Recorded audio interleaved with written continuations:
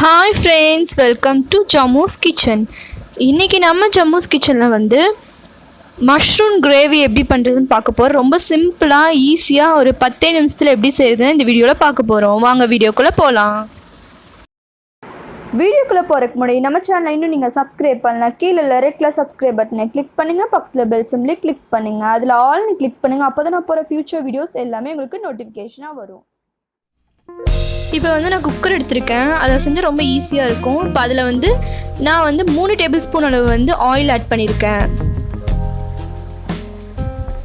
Oil heat ஆனதும் நம்ம இதில் வேறு எதுவும் போட போகிறதில்ல. வெங்காயம் தக்காளி நான் வந்து ரெண்டுமே சேர்த்து அரைச்சி வச்சுருக்கேன். 2 தக்காளி 2 வெங்காயத்தை சேர்த்து அரைச்சி வச்சுருக்கேன். அதை வந்து இதில் வந்து ஆட் பண்ணுறேன்.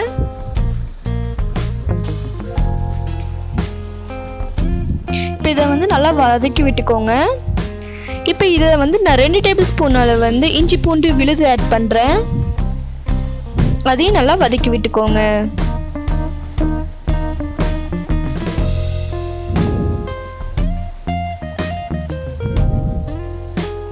பச்சை வாசம் போகிற வரைக்கும் நல்லா வதக்கி விட்டுக்கோங்க.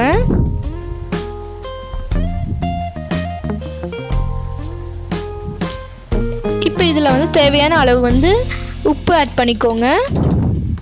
காரத்துக்கு தகுந்த மாதிரி வந்து மிளகாய் தூள் ஆட் பண்ணிக்கோங்க. நான் வந்து 2 டேபிள் ஸ்பூன் அளவு வந்து ஆட் பண்ணியிருக்கேன். அப்புறம் வந்து 1 டேபிள் ஸ்பூன் அளவு வந்து நான் வந்து சிக்கன் பவுடர் ஆட் பண்ணியிருக்கேன். நீங்கள் எந்த பவுடர் வேணால் ஆட் பண்ணிக்கலாம். கரம் மசாலா இல்லை மட்டன் பவுடர் கூட ஆட் பண்ணிக்கலாம்.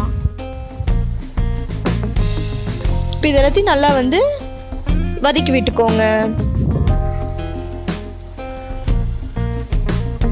அதுக்கப்புறம் வந்து நான் நல்லா வந்து சுடுதண்ணியில் போட்டு க்ளீன் பண்ணி டர்மரிக்லாம் போட்டு கழுவி எடுத்துருக்கிற மஷ்ரூம் அதில் ஆட் பண்ணுறேன். காளான் இப்போ அதையும் நல்லா வந்து மிக்ஸ் பண்ணி விட்டுக்கோங்க.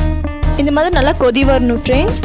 இது வந்து ஆல்ரெடி நல்லா வந்து மசாலே இதுக்கு கரெக்டாக இருக்கனால இதில் நான் வாட்டர் ஆட் பண்ணல. உங்களுக்கு வேணும்னா கொஞ்சமாக நீங்கள் வந்து தண்ணி ஆட் பண்ணிக்கோங்க.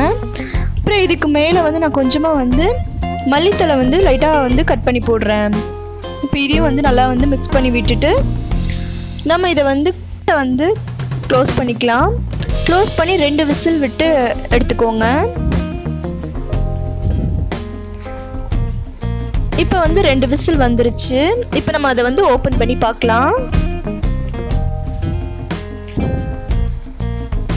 பாருங்க, நம்மளோட மஷ்ரூம் கிரேவி ரெடி ஆயிடுச்சு. ரொம்ப சிம்பிளாக 10 நிமிஷத்தில் இந்த கிரேவி செஞ்சிடலாம். ரொம்ப லேட்லாம் ஆகாது. ரொம்ப ஈஸியாக இது சப்பாத்தி, பூரி, தோசை இந்த மாதிரி எல்லாத்துக்குமே நல்லாயிருக்கும். ரைஸ் கூட ரொம்ப நல்லாயிருக்கும். கண்டிப்பாக எல்லோரும் ட்ரை பண்ணி பாருங்கள். இதில் ஏதாவது டவுட் இருந்தால் கீழே கமெண்ட் பண்ணுங்கள். இந்த வீடியோ பிடிச்சா லைக் பண்ணுங்கள், ஃப்ரெண்ட்ஸ்க்கு ஷேர் பண்ணுங்கள், மறக்காமல் சப்ஸ்கிரைப் பண்ணுங்கள். Thank you friends, keep support.